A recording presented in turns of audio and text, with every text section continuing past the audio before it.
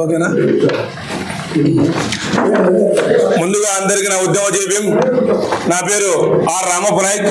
నేను జేపీఎం భారత పార్టీ మాజీ న్యాయమూర్తి, ప్రస్తుత హైకోర్టు న్యాయవాది అయినటువంటి జడా శ్రావణ్ కుమార్ గారి ఆధ్వర్యంలో మా తండ్రి పేరు అల్లబకాసు.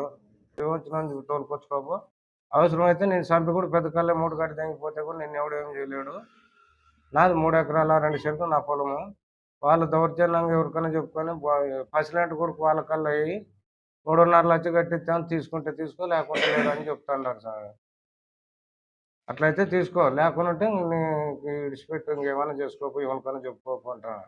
నేను కలెక్టర్ తాగిపోయినా, జిల్లా కలెక్టర్ తాగిపోయినా నాకు న్యాయం చేస్తారని గుద్దుతో దూక్కుంటే ఎంఆర్ఓ చుట్టూ తిరిగినా, ఈటికి పోతే ఆటికి చెప్తారు, ఆటికి పోతే ఈటికి ఉంటుంది. ఆమె 8వ తారీఖు చేస్తా, 10వ తారీఖు చేస్తా, ఇంకా అయిపోయి ఈ పొద్దు 9 కాదు రేపే 10 అని చెప్తాడు ఆయన. ఇట్లా చేసుకుంటే ఇట్లే ఉంది. మళ్ళీ మొన్న వచ్చింటే నువ్వు రావాక ఇంటికాడే ఉండు, అర్జీ ఇచ్చిపో ఆడికి. అది లోకేష్ ఊరు తిరిగిందా లోకేష్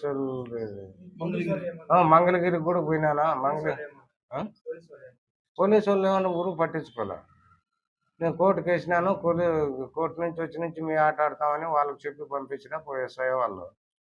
వీళ్ళు ఏమంటారు, నువ్వు పోలీసు ఏం చేయలేదు, ఎంఆర్ఓ ఏం చేయలేదు, నువ్వు ఆడ చెప్తావు, కలెక్టర్తో కూడా తెస్తాండవు, నువ్వు ఆడ తెస్తే ఏమవుతుంది అంటారు. అందుకు నారా లోకేష్ కొడుకుతాకి విజయవాడకు పోయి విజయవాడ నుంచి మంగళగిరికి వచ్చి గుద్దుతానే అట్లే బస్సులో. మళ్ళీ మంగళగిరిలో అతనితో కలిసి ఎంఆర్ఓ మేడం ఫోన్ చేపించి ఇతనికి ఫస్ట్ న్యాయం చేయమని చెప్పినాడు. కలెక్టర్కి నువ్వు ఎంఆర్ఓ మేడం తా పోవకు, కలెక్టర్ తా పోమన్నాడు. 2వ తారీఖు కలెక్టర్ తా పోయి కలిసి అతనికి అర్జీ ఇచ్చి పోయింటే ఇప్పుడు కూడా ఎవరు ఏం పట్టించుకోవాలి. ఎస్పీ తాగిపోయింటే ఎస్పీ కూడేరు పోలీసు వాళ్ళు వస్తారు పోయినా ఒకసారి చెప్పా, సిగ్నమాల పోలీసు వాళ్ళు వస్తారని ఒకసారి చెప్పారు. ఎవరు రాలా. నా పొలం చూస్తే ఎవరు పట్టించుకోకుండా నేను మందు తాగి చచ్చేది కూడా తక్కువ సార్.